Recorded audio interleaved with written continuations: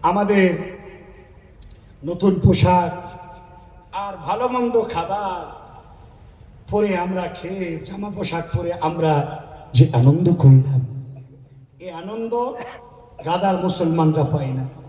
কচি কচি বাচ্চারা, তাদের বাবা নেই, চলে গেছে, বাবা মা, কচি কচি সন্তান, তারা একই ছাদের তলায় আছে।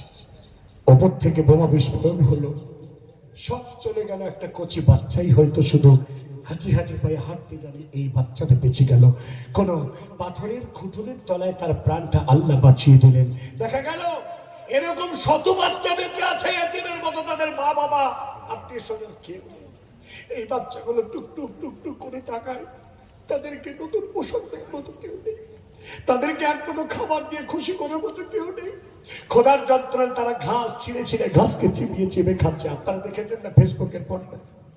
প্রিয় ভাই সকল, এখন আপনি মনে করেন আপনার কচি সন্তানটা বেঁচে আছে, আপনার স্ত্রী চলে গেছে, আপনি চলে গেছেন, আর এই মুহূর্তে আপনার এই সন্তান যদি দুনিয়া থেকে এই অবস্থায় যদি চলে যায়, তাহলে আপনি যদি চলে যান, তাহলে আপনার সন্তান যদি বেঁচে থাকে, দৃশ্য যদি কোনো মানুষকে দেখতে হয়, তাহলে যেই একজন মানুষ বিবেকবান মানুষ, তার দিল ফেটে, তার বুক ফেটে, তার চোখ ফেটে, তার পানি বেরোবে। কথা ঠিক কিনা জোরে বলুন। আহা হা, কদিন আগে একটা ফেসবুকে একটা ছবি দেখলাম, আমার ফেজিলত শেখ, আমার আব্দুল আলিম ভাই এগুলো খুব বেশি দেখে, আমি জানি, আমাকে পাঠায় মাঝে মাঝে। দেখলাম বিল্ডিং ভাঙা পড়েছে, আর তার তলায় এক যুবক মনে হলো, তার হাতের আঙ্গুল দেখে মনে হলো যে যুবক চাপা পড়ে আছে, কেউ খেয়াল করেনি। কোন মানুষ যদি ইট সিমেন্ট যদি ভাঙে, তো তার হাতটা ইট ওই সিমেন্ট ভাঙা ডাস্ট কালারের মতো আঙুলগুলো হয়ে যায় না, যায় না? বিল্ডিং ধূসর ভেঙে পড়ে আছে, শুধু হাতের আঙুলগুলো বেরিয়ে আছে, আর তার হাতের ফাঁক দিয়ে একটা খেজুরের গাছের দুটি পাতা বেরিয়ে গেছে, মানে একটা খেজুরের গাছ বেরিয়েছে।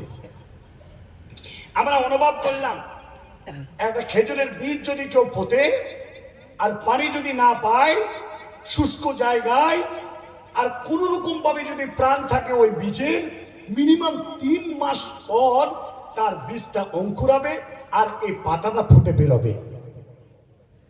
আমরা জানি আল্লাহ তাবারক ওয়া তাআলা তিনি বলে দিয়েছেন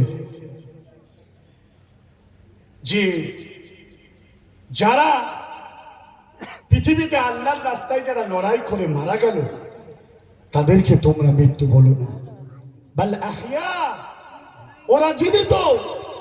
গাজার মুসলমান যারা প্রাণ দিল, ঘর চাপা বলে যারা বলল, অনুভব করে গেল তার হাতে খেজুর খাচ্ছিল, আর এই খেজুরের দানাটা সেখানেই হয়ে গেল। ওপর থেকে ইসরায়েলের বাচ্চা, ইহুদির বাচ্চারা বোম বিস্ফোরণ করে পুরো ধ্বংস করে দিল পরিবারটা, আর এই খেজুরের দানাটা নিয়েই সে মারা গেল।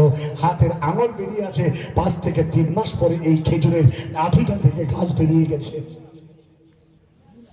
তাহলে এর হাত পচেনি কেন? তাহলে এর আঙুলগুলো বুঝা গেল কেন?